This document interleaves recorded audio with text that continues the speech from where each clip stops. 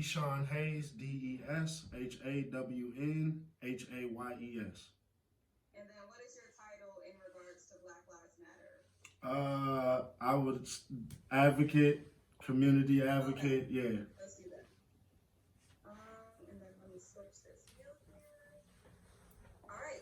So first question. Of course, last year was very chaotic and traumatic for the Black community. Tell me about the George Floyd incident and how that impacted the community. I think for so many, it was just that breaking point for a lot of us where, it's so desensitized at this point. You don't even have to go anywhere to find it. You just wake up in the morning and it's the first thing on our screen. So I think for a lot of families and a lot of communities, it was just that boiling point for a lot of us where I think we were tired of it. We can all agree that, like, all right, this is enough. Like, okay, like that's definitely uncalled for. We know the difference between somebody doing right and wrong, but this is definitely crossing the line. So I'm glad that we as a nation of people stood up for ourselves, in terms of whether it was peaceful or some rioters. I'm not condoning that, but I'm just glad that we did something and we took a step forward to try to right a problem that isn't even our issue to fix, but here we are. Right. And speaking of those protests, I know you were a part of those protests in Saginaw. You even brought your kids out at one point. Tell me why it was so important for you to not only be on social media saying, justice for George Floyd, but also to be out there on the streets and even going so far as to bring your children. I think it was and also helping to organize those protests. I knew more so it was going to be on the peaceful end where I could bring my kids, but it was still enough action where they could see at a young age, because they say up to 5 years old, all my kids are under 5. So they say that's the most impactful time for children to see things and gain an understanding. So for me, it was wanting to, it's going to be their job and their duty as well. I do have biracial children, so they're going to get it from both ends, where they're not, going to fit in within this community, whether that's the white community. And then there are going to be times where, oh, well, you're mixed, so you're not going to fit in. So it was important for me for them to see, this is people coming together. Look, we got all races here, all walks of life, all different ages, and look at us all coming together. We're not tearing anything up, but we're getting our message across. We're still meeting with the chief of police. We sat at the table with him. And just like I said, just doing things, the way, like I said, change can't happen unless it's from within. So that's more so how I was trying to strike and how we were trying to, come at it. Of course. And for you personally, how did it feel being out there on the streets? And you said you even organized some of the protests. How did that feel for you? It felt great, but at the same time, I felt like it's my duty as a citizen to do anyway. The people that came before us, they did what they had to do. And like I said, the fight is both, out there in the street, whether you're protesting, whether you're brushing up on your history and learning, these codes and laws that they still operate on. They still operate on color codes. And there's a lot of things that still, outdated and needs to be, changed. And so whether it doesn't matter, what position you're fighting from, it's just the point of trying to get people to understand and actually care that are, within our age group that, oh, well, man, it ain't worth it. You heard a lot of, oh, well, we need to be doing this, or y'all should be rioting. And it's just like you hear this and that, and it's just like a constant tug of war trying to just do the right thing, but still hammer that point across. So it felt great. It's electric to see so many people come out and understand that this is a everyone's fight. It's not just, like I said, it's not just a black people fight. It's a problem within a white community and within law enforcement and a structured pattern that needs to be changed. So, you know, like I said, it's cool to look over and you see your allies and people that I've grown up with in the community, and, you know, we business owners and done business with, and we've ate at their restaurants. So it's cool to see, you know, that kind of thing out there. Actually got the chills even talking about it right now, for real. So. And fast forward into today, because of those protests, not only in Saginaw, but nationwide, it kind of, made it so that Derek Chauvin was held accountable. He was arrested. His trial started today. Tell me about your thoughts and feelings with that, with this trial starting today. I'm happy it's come to this point. Usually they throw these kind of things under the rug and then it breezes over. But it's not a George Floyd trial. This is his trial. And for me, it's USA's trial. It's America's trial as a whole, as a nation. So I think everyone should be tuned in, because from here, like you've seen it, how quick they say, oh, well, we can't change laws overnight. We can't do this overnight. And we see that internally, oh, you can change the way in which you restrain people. That's changing the rules and changing the laws. So for me, it's that, like, where do we go from there? Who's the jury? What's the jury like? What are their backgrounds?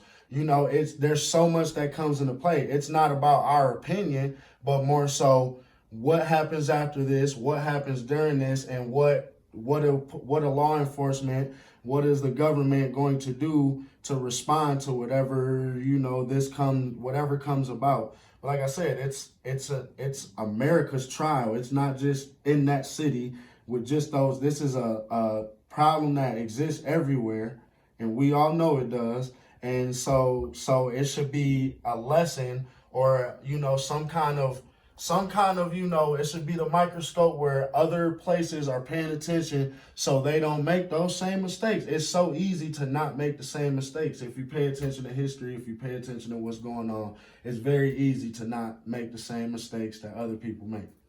Yeah. Were you able to watch any of the trial today? I haven't been able to catch anything yet. I've been running around since 7 a.m. So, but I did get on Google. I did do some looking up. I seen that they're gonna obviously have coverage of it pretty much 24/7. So yeah, at one point when everything slows down today, I'll tune in and catch up on what's going on. What are your hopes for this trial and just the end results? Because of course in the past we've seen things go to trial and people not get charged guilty. What are you hoping will happen with this particular trial and getting that justice for George Floyd, but not only George Floyd, changing the narrative of the nation when it comes to police brutality?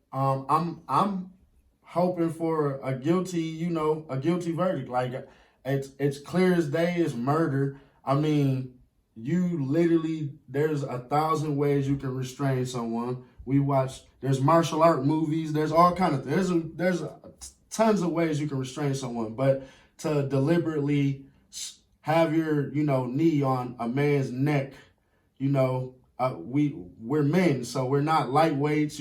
Most of us are around 150 or something and up, so and then to broadcast it and display it all over the TV how it was, it's just like it played on our heartstring. It literally, it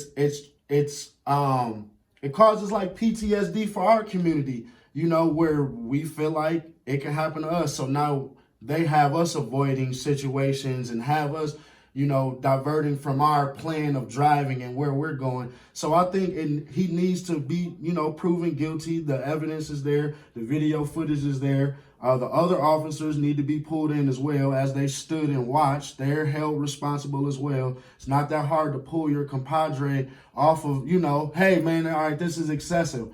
That, it's about accountability.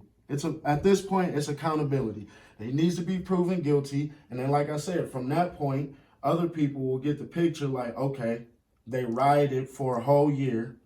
You know, some places are still rioting, still having problems, and they got, you know, we got the guilty verdict, but at the same time, now we see we need to change because we don't want that in our city. We don't, you know, that's what needs to happen. It needs to be, they need to see, okay, that can happen to us. Officers need to know that that can happen to them as well, and they will be held accountable. And then maybe, you know, this thing won't happen as much if they know that they'll be prosecuted. But if they're just getting off like it's nothing, then of course, you know, they're going to continue to perpetuate the problem. Right. Is there anything else you'd like to say about, you know, the Black Lives Matter movement, George Floyd, or just the Derek Chauvin trial in general finally starting today? I think with the Black Lives movement, a lot of people have been getting caught in like where the money's going, and I think we need to still focus and keep our eye on the prize, which is we shouldn't be worried about the money. We like obviously, yeah, they're harping in money and it's not going to the communities, but the message at the end of the day is still Black Lives Matter. We still fighting for our lives out here in the streets. That's a fact. Like it's on display every day, and I think more people just need to flat out speak up. Pull your phone out, show your injustices. Everyone has a voice. Everyone has the right to speak up. Everyone has a platform now with social media. So regardless of who you are, you know, your story can blow up. And, you know, we don't want this to keep, like I said, keep perpetuating and then the next person and then it happens to another person. No, we want people to speak up. We want you to show what's happening. We want you to show if you're, you know, if your city or if your town isn't doing what they're supposed to be doing, speak up. But if you don't speak up, if you don't display it and show what's going on, then, you know, you don't stand a chance. But also brush up on laws. Please, please, please, please learn the laws, you guys. We have to, as a community, we have to learn the laws. We have to know what's going on, because that will give us a better chance in this fight if we know our laws, if we know our rights. About, you know, telling people to record the injustices that are happening in their community. With George Floyd, the incident was all caught on camera, the entire 8-9 minutes that Derek Chauvin was kneeling on George's neck. So tell me why that is an important piece of this trial and what's going on today. The fact that we all saw what happened on video. Because that's the evidence. You know, they try to say, oh, well, this happened. A lot of times, you know, like when we get murdered in the street, it'll record or the video will start after the fact, or like, but when it's the whole scene and it's just like, all right, we can all see here that this guy, you know, this guy is deliberately, like, he's looking around. He's got that manic look on his face. You know, it's clear as day, like, this guy's not right. You can see it in his face. And I think when you have that video evidence, as opposed to just trying to say he said he did this or this person did this, when you have that evidence and that evidence stacked up and the whole country has seen that for a whole year, I think like I said, so it's like one of those things where don't wait to record. Don't, you know, as soon as you see something, you don't have to know someone. You don't got to, when you see something's wrong, pull that phone out. You know, you don't necessarily have to run up on a police officer and jeopardize your life, but get the camera rolling, because that's our most powerful tool. These phones are our most powerful tool in this situation in modern America. That's what we got.